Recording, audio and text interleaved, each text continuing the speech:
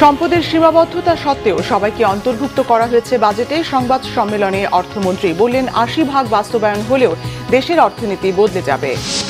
আজ কক্সবাজারে যাচ্ছেন প্রধানমন্ত্রী তারেক রহমান। খাল খনন ও বৃক্ষরোপণ কর্মসূচি উদ্বোধনের পাশাপাশি যোগ দেবেন চকরিয়ার জনসভায়। প্রস্তুতি ঘুরে দেখলেন স্বরাষ্ট্রমন্ত্রী। মৌলভীবাজারে বিএসএফ এর গুলিতে বাংলাদেশি নিহত। কুষ্টিয়া সীমান্তে পুশ ইন চেষ্টা ব্যাহত। একসাথে কাজ করলে সমস্যা থাকবে না, আশা ভারতের নতুন হাইকমিশনারের। দেখছিলেন ক্রাউন সিমেন্ট সংবাদ শিরোনাম, এবারে বিস্তারিত। নতুন বাজেট সব শ্রেণী পেশার মানুষের বাজেট বলে দাবি করলেন অর্থমন্ত্রী আমির খসরু মাহমুদ চৌধুরী। সম্পদের সীমাবদ্ধতা সত্ত্বেও সবাইকে ভিন্ন ধর্মী এই বাজেটে অন্তর্ভুক্ত করা হয়েছে। নতুন বাজেটের অন্তত ৮০% বাস্তবায়ন হলেও দেশের অর্থনীতি বদলে যাবে এমন আশা তার। সরকারি কর্মচারীদের বেতন ভাতা বাড়ানোর ফলে দুর্নীতি কমবে বলেও মনে করেন অর্থমন্ত্রী। জিয়াউল হক সবুজের রিপোর্টে বিস্তারিত।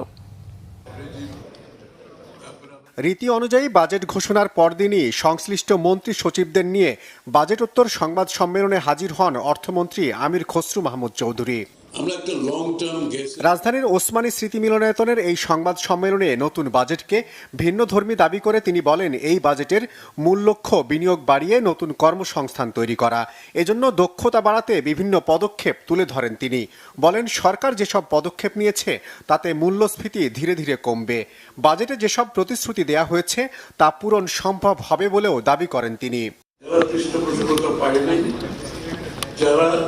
অর্থনীতির ভাবনার বাইরে ছিল, আমরা এই মানুষগুলোকে আনার চেষ্টা করেছি এবং সবার জন্য এই বাজেটে আপনারা লক্ষ্য করবেন অ্যালোকেশন ওয়াইজ আমাদের এই সীমিত সম্পদের মধ্যে, সীমাবদ্ধতার মধ্যেও সকলের জন্য কম বেশি অ্যালোকেশন দেওয়া আছে, প্রোগ্রাম দেওয়া আছে এবং রোড ম্যাপ দেওয়া আছে।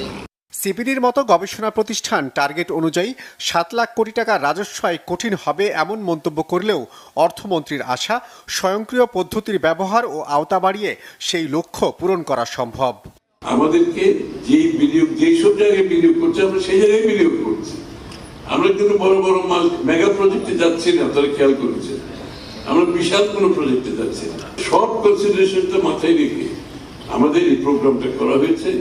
যদিও বা আমি আপনারা সবাই জানেন আমাদের সীমাবদ্ধতা অনেক বেশি এই বাজেটে, সুতরাং কিন্তু আমরা ট্রেন্ডটা সেট করে দিচ্ছি। বাংলাদেশের অর্থনীতি এখন যেখানে দাঁড়িয়ে আছে 2 বছরের কুশন লাগবে। 3rd ইয়ার থেকে ইকোনমি সামনের দিকে যাবে, স্থিতিশীল হবে, তারপরে সমৃদ্ধির দিকে যাবে। 4th 5th ইয়ারে গিয়ে ইনশাআল্লাহ 4th 5th ইয়ারে গিয়ে অর্থনীতি